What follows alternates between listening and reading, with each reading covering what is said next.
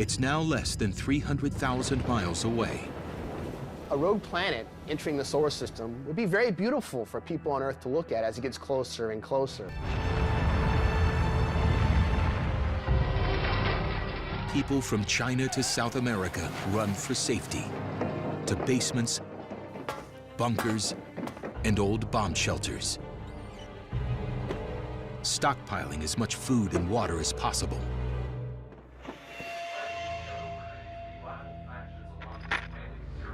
Then, in an instant, TV sets all over the world go black. You're watching the news about this approaching planet, and you're losing the satellites, you're losing the communications for them.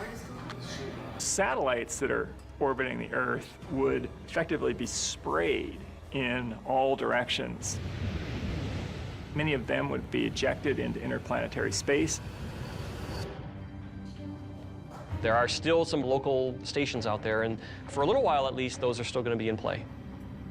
Some of the internet communications would still work, but a lot of blackouts are going to start happening. GPS satellites have also been hurled out of orbit.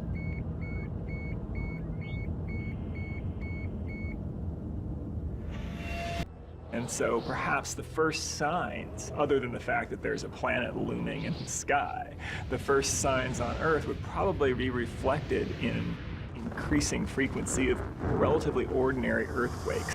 That grows in brightness in less than a second to the point that it's overwhelmingly blinding.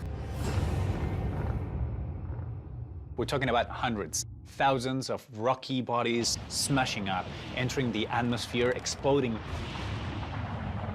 Imagine this thousands of rocks on fire just raining down on St. Peter's, just raining down fire on it.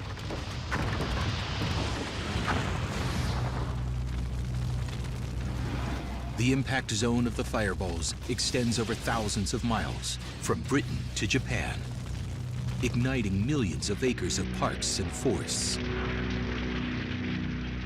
The Chelyabinsk encounter was energetic enough that people could feel the heat as it entered the atmosphere. And so if you multiply that 10 or 100 or 1,000 or 1,000,000-fold, you will have fire basically everywhere. 100%. Modern nuclear submarines have the capability of staying underwater not just for years, but for decades. They can generate fresh water and breathable air from seawater. The only real limit is food. The USS West Virginia has enough food to keep its crew of almost 12 dozen well fed for 90 days. But these people and their planet don't have 90 days. On the surface, structures across the world are being destroyed by forces greater than anything humanity has ever seen.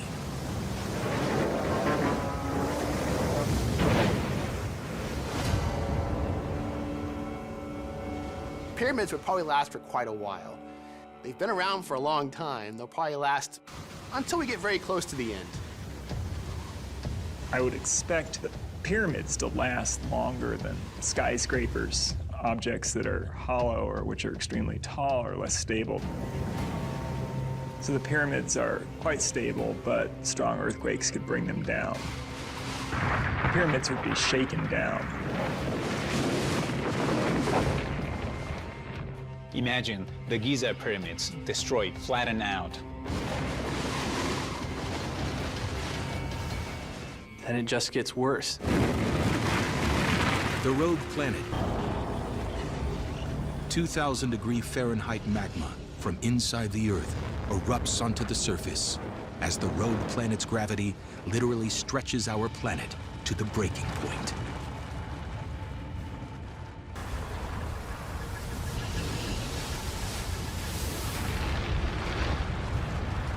You would have destruction of cities within the context of continental crust floating on seas of lava.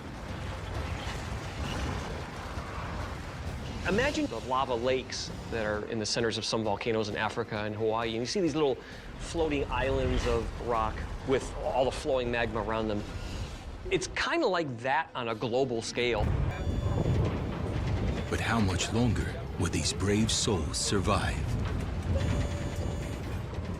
As the Earth comes apart and its molten core is exposed to space, the intense heat, more than 10,000 degrees Fahrenheit, begins to vaporize the sub's protective shield of water.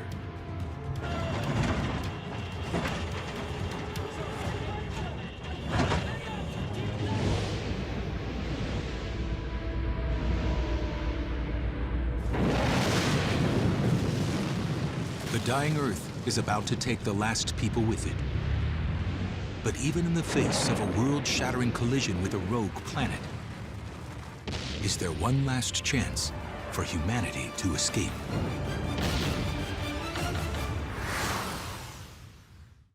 There may be some pieces of bacteria living in those little bits of rock before being completely vaporized. And some bacteria on Earth are pretty hardy and can live in some pretty extreme environments. It's maybe conceivable that some little bits of bacteria might survive this.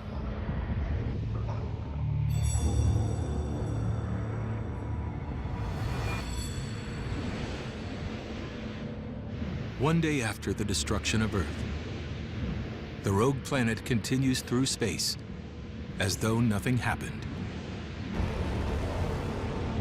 But scattered throughout the solar system,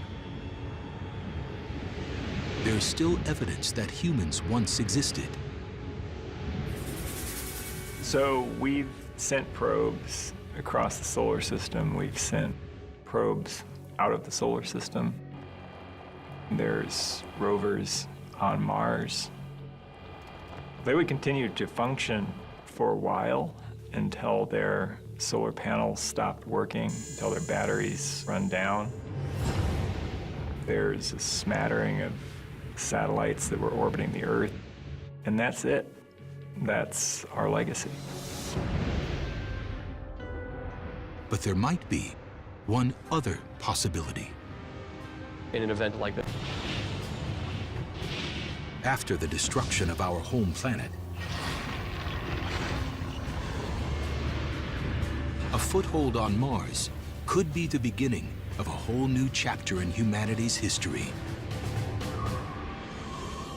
But there's a far darker scenario, that a hastily constructed space colony with no hope of backup from Earth wouldn't be a new beginning, but humanity's final graveyard.